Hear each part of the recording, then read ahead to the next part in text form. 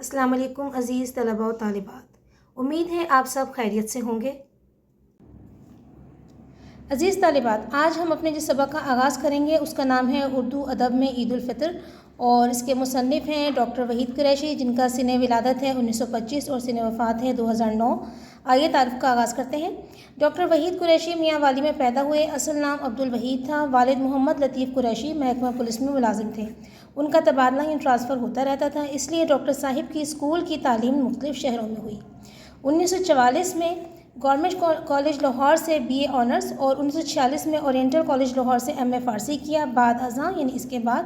Punjab university سے MA تاریخ، PhD فارسی اور DLit Urdu doctor of literature Urdu کی ڈگریاں بھی حاصل کیں۔ 1951 میں انہوں نے اسلامیہ کالج گجرانوالہ میں تاریخ کے لیکچرار کی حیثیت سے ملازمت نوکری کا آغاز کیا۔ اسلامیہ کالج لاہور میں تاریخ اور فارسی اور Punjab university oriental college Lahore میں اردو کے استاد رہے۔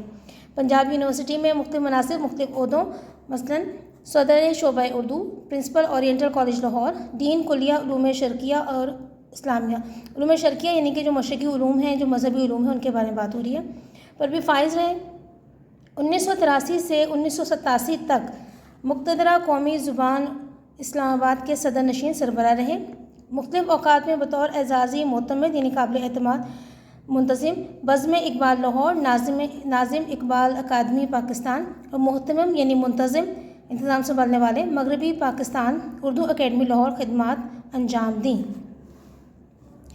ڈاکٹر وحید قریشی اردو اور فارسی زبان و ادب کے ایک محقق، تحقیق کرنے والے اور نقاد تنقید کرنے والے تھے۔ ان کا زیادہ سرمایہ ادب تنقیدی کتب پر مشتمل ہے، اگرچہ وہ اردو اور فارسی میں شعر بھی کہتے تھے، لیکن ان کی بنیادی حیثیت محقق اور نقاد کی ہے۔ ان کے علمی و ادبی کارناموں پر حکومت پاکستان نے انہیں تمغہ برائے حسن کارکردگی اور صدارتی اقبال ایوارڈ عطا کیا۔ ان کی تصانیف میں اساسیات اقبال، نظر غالب، کلاسیکی ادب کا تحقیقی مطالعہ، اقبال اور پاکستانی قومیت، مطالعہ ادبیات فارسی، پاکستان کی نظریاتی بنیادیں، مقالات تحقیق، تنقیدی مطالعے، اردو نثر کے میلانات، مطالعہ حالی اور میر حسن اور ان کا زمانہ شامل ہیں۔ اس کے بعد ہم آتے ہیں اپنے سبق اردو ادب میں عید الفطر کے مطالعے کی طرف، اور اس میں ہم سب سے پہلے پڑھیں گے تدریسی مقاصد، کہ طلباء و طالبات کو یہ مضمون، یہ سبق جو ہے وہ کیوں پڑھایا جا رہا ہے۔ اس کے مقاصد کیا ہیں کہ اردو ادب میں اسلامی تہواروں کا تعارف کروانا، ڈاکٹر وحید قریشی کے اسلوب سے آگاہ کروانا، اسلامی تہذیب و تمدن، معاشرت اور رسوم و رواج سے واقفیت دلانا، طلباء کو ادب پارے کی روشنی میں مشاہدات کو بہتر انداز میں تحریر کرنا سکھانا، کہ جو کچھ بھی وہ سبق میں پڑھ رہے ہیں اس کو جو ہے مشاہدہ جب ان چیزوں کا کریں گے اور پھر اس کو اپنے ضابطۂ تحریر میں لا سکیں۔ طلباء کو مضمون اور افسانے کی قسم سے آگاہ کرنا۔ سبق میں اردو ادب میں عید الفطر کی اہمیت اور انداز بیان کو متعارف کرایا گیا ہے کہ شعراء کرام نے کس کس انداز میں جو ہے عید الفطر کو اپنے اصناف سخن میں یا اصناف نثر میں استعمال کیا ہے۔ زیادہ تر یہاں جو ہے اردو ادب میں شاعری کی جو صنف ہے اس کے بارے میں بات ہو رہی ہے۔ اردو کی غزلیہ شاعری کہ غزل سے متعلق شاعری میں عید کا چاند، ہلال و ابرو کہ ہلال جو ہے وہ پہلی تاریخ کے چاند کو کہتے ہیں، اور ابرو جو ہے یہ ہمارے پاس جو کمان کی طرح جو سمجھیں کہ محبوب کی بھویں ہیں ان کو انہوں نے کہا جی ہلال کی طرح ہوتی ہیں۔ محبوب سے روز عید ملاقاتیں، دن عید کے روز کے جو ہے ملاقاتیں اور اس کے متعلقات اور سے وابستہ چیزیں ہی اہم رہیں۔ لیکن 1857 کی جنگ آزادی کے بعد جب اردو شاعری کی حدود میں وسعت پیدا ہوئی، اردو شاعری نے وسعت اختیار کی اور نظموں کی طرف توجہ تیز ہو گئی، بڑھ گئی، تو عید کے موضوع عنوانات میں بھی اشاراتی اور علامتی امکانات زیادہ اجاگر ہوئے، زیادہ سامنے آئے، ابھر کے آئے، اور اردو شاعری کو 1857 کے بعد ملی قومی احساسات کی ترجمانی نمائندگی کا وسیلہ بھی بنایا گیا، ذریعہ بھی بنایا گیا۔ اس طرح مسلمانوں کی فکری زندگی کے خط و خال نقوش نے اردو ادب میں اسلامی اقدار و روایات، ایک دوسرے کے مترادف الفاظ ہیں، کی پاسداری حفاظت کے عمل کو کام کو شدید سے شدید تر کر دیا، بڑھا دیا۔ عید الفطر پر نظموں کی کثرت زیادتی کا سبب وجہ بھی یہی ہے کہ شعراء و ادباء نے شاعر حضرات نے اور ادیب حضرات نے جب تخلیقی جوہر کے حوالے سے کہ جب اپنی لکھنے کی قوتوں کے حوالے سے ان افکار کی پیشکش کا سامان فراہم کیا، یعنی کہ جو بھی عید الفطر کے یا اسلامی رسومات کے حوالے سے جو بھی انہوں نے ہمیں چیزیں فراہم کی ہیں، ہمیں شاعری میں یا ادب میں نثر میں جو بھی سامان فراہم کیا، تو یہ موضوع کئی جہتوں میں کئی سمتوں میں پھیل گیا۔ عید کو محض صرف خوشی یا عید کے چاند کو محض صرف سال میں ایک بار جھلک دکھا کر، یعنی کہ ایک دفعہ جلوہ دکھا کر غائب ہونے کے حوالے سے دیکھنے کی بجائے اسے مسلمانوں کی تہذیبی اور فکری زندگی کے وسیع تر جغرافیائی خط و خات سے ملا دیا گیا، جسے عید کے موضوعات میں نئی نئی باریکیاں پیدا کر کے اسے ادبی خوشی کے ملے جلے جذبات تک لے گئے۔ گلدستہ عید میں موضوعات صحن عیدگاہ میں ملاقات اور درون خانہ یعنی گھر کے اندر عید ملنا تک محدود نہیں رہے، بلکہ جذبات کے وسیع تر رقبوں میں لا کر دکھایا گیا ہے۔ اس میں جو ہے دیکھیں یہاں لکھا ہوا نے کن کن موضوعات کو جو ہے وہ شعراء کرام نے یا ادبا نے استعمال کیا۔ مسلمان فیشنیبل خاتون کی ڈائری سے چل کر رسول پاک خاتم النبیین صلی اللہ علیہ وآلہ وسلم کی عید، کماری بیٹی کی عید، سہاگن کی عید، بچوں اور بڑوں کی عید، دوگانی عید، ترکن ماما کی عید، عید اور قرض، عیدی گھر کی مالکہ کی عید، رمضان اور خیرات، یتیموں کی عید تک عید الفطر ہمیں متوسط یعنی درمیانے طبقے اور غریب طبقے کے مسائل و حالات سے منسلک جڑی ہوئی نظر آتی ہے۔ اس تمدنی، اس ثقافتی پس منظر کے طفیل سبب ایک وقتی جذبہ ہیجان نہیں بلکہ ایک تہذیبی اکائی بن کر ہماری معاشرتی زندگی میں بہت دور تک چلی جاتی ہے۔ اس وسعت پذیری سے، اس پھیلاؤ کے عمل سے موضوع کی جڑیں ہماری ادبی روایات میں پھیل گئی ہیں۔ خواجہ حسن نظامی نے دلی کی بربادی تباہی کے جو نوحے جو غمزدہ نظمیں لکھی ہیں، ان میں دولت و عزت سے محروم ہونے والے شہزادوں اور شہزادیوں کی قسمہ پرسی یعنی غربت، بے بسی میں عید بسر گزارنے کا ذکر اہمیت رکھتا ہے۔ اس روایت کا آغاز یعنی ابتدا سر سید احمد خاں سے ہوتا ہے، جنہوں نے مسلمانان ہند یعنی ہندوستان کے مسلمانوں کی عید کے عنوان سے مسلمانوں کی معاشرتی زندگی خامیوں خرابیوں کو بتانے کے علاوہ ان کی غریبی کے نقشے بھی تفصیل و وضاحت کے ساتھ بیان کیے ہیں، بتائے ہیں۔ حسن نظامی کے موضوعات میں عظمت رفتہ کی یاد یعنی گزری ہوئی شان و شوکت کی یاد عید کو علامتی حوالہ عطا کرتی ہے۔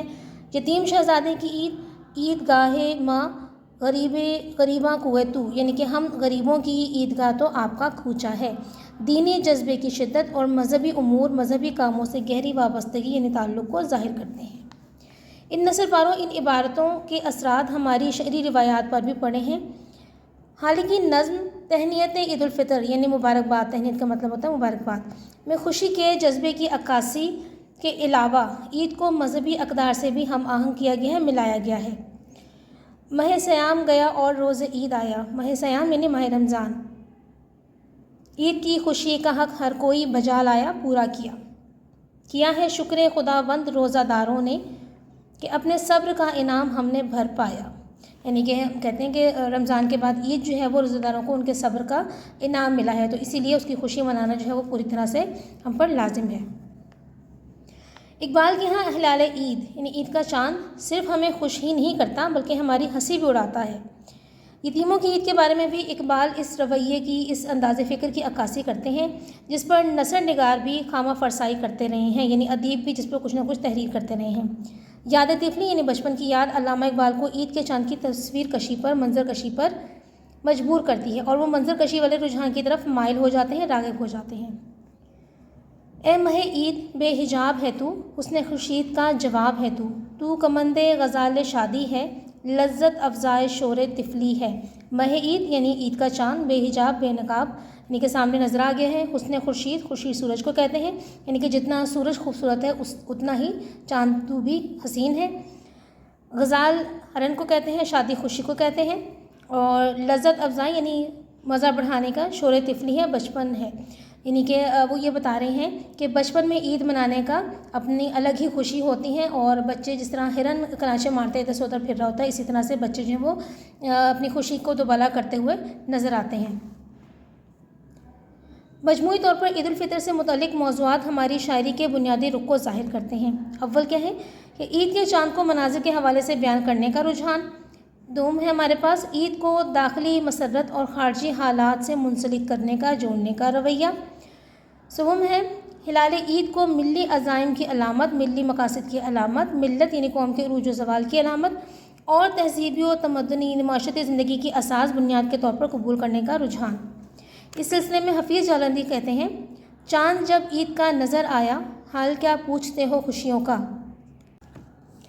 آسماں پر ہوائیاں چھوٹیں، نوبتیں مسجدوں میں بجنے لگی، نوبت نکارے ڈھول کی قسم ہوتی ہے، شکر سب خاص و عام کرنے لگے اور باہم سلام کرنے لگے، یعنی آپس میں سلام کرنے لگے۔ عید کا منظر بیان کیا ہے انہوں نے۔ عبدالمجید سالک کہتے ہیں، ہلال عید کی گردوں پہ آمد آمد ہے، گردوں کا مطلب آسمان، جو راحت نظر امت محمد ہے صلی اللہ علیہ وسلم، راحت یعنی سکون، ہزار شکر کے مسلم ہیں شاد آج کے دن، سبھی جہان میں ہے بامراد آج کے دن۔ طالب الہ آبادی کہتے ہیں، جو کچھ بھی ہو تو آج اثر اپنا دکھا دے، روٹھے ہوئے مسلم جو ہیں ان سب کو منا دے، آپس میں جو دن رات کا جھگڑا ہے وہ مٹ جائے، اسلام میں جو تفرقہ پیدا ہے وہ مٹ جائے، روٹھے ہیں ناراض ہیں منا لے، یعنی کہ راضی کر لے، مٹ جائے ختم ہو جائے، تفرقہ فرق تفریق جھگڑا وغیرہ، یعنی کہ یہاں پر جو ہے وہ ہلال عید سے کہہ رہے ہیں کہ تو آج اپنا اثر دکھا دے، عید کی خوشیاں لائے ہے، تو آپس میں لوگوں کے جو تفرقات ہیں، جو کینہ ہے، جو دشمنیاں ہیں، ان کو مٹا دے اور امت مسلمہ کو ایک کر دے۔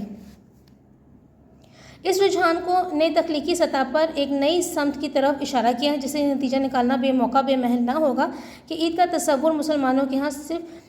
محض جو ہے تہوار منانے اور اچھل کود کو کلچر تہذیب بنانے پر منحصر نہیں، بنیاد نہیں رکھتا، بلکہ اس خوشی کا رشتہ ہمارے اقدار ہماری روایات میں بہت دور تک جاتا ہے۔ جسے عید کے بارے میں اردو شعراء کی تخلیقات کو ایک سمت ہی نہیں ملتی، بلکہ ان کا تعلق ہمارے داخلی یعنی باہری رویوں کے ساتھ اتنا گہرا ہے کہ ہماری شرعی روایت میں یہ عمل صرف یک طرفہ مناظر کشی تک جا کر ختم نہیں ہوتا۔ عید کی شاعری ہماری شرعی روایت کا ایک اہم اور ناقابل فراموش حصہ ہے، یعنی ایسا حصہ ہے جسے بھلایا نہیں جا سکتا۔ تو عزیز طالبات، یہ تھا ہمارا آج کا سبق اردو ادب میں عید الفطر، اور اس کے معنی، تدریسی مقاصد اور شاعر کا تعارف آپ نے اچھی طرح یاد کرنا ہے۔ اگلے سبق تک کے لیے اجازت دیجیے۔ اللہ